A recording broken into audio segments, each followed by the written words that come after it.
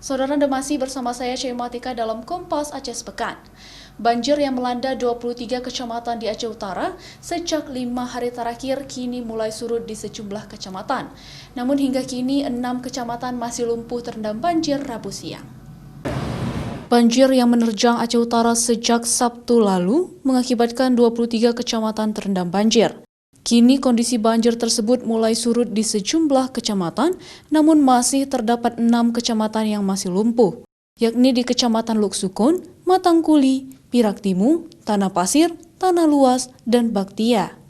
Di 6 kecamatan tersebut, ketinggian banjir rata-rata 40 hingga 60 cm. Sejumlah perkantoran dan aktivitas warga pun masih lumpuh total.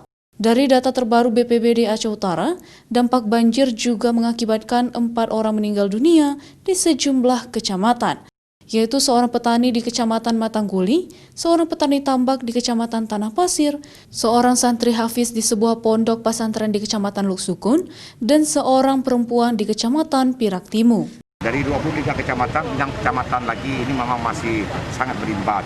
Kecamatan Luk Sukun, Matangkuli, Pirak Timu, Tanah Pasir, Tanah Luas, dan Baktia. Tetapi kecamatan yang lain juga tidak masih masyarakat kita sudah bisa kembali ke rumah, tapi belum bisa tidur juga. Jadi ada tempat-tempat juga yang tinggi itu bisa ini.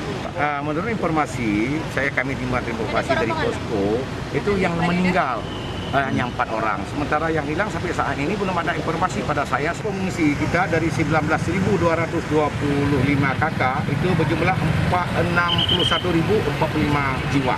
Itu tersebar di 23. Tersebar Tersebar di berapa titik? Tersebar di 178 titik.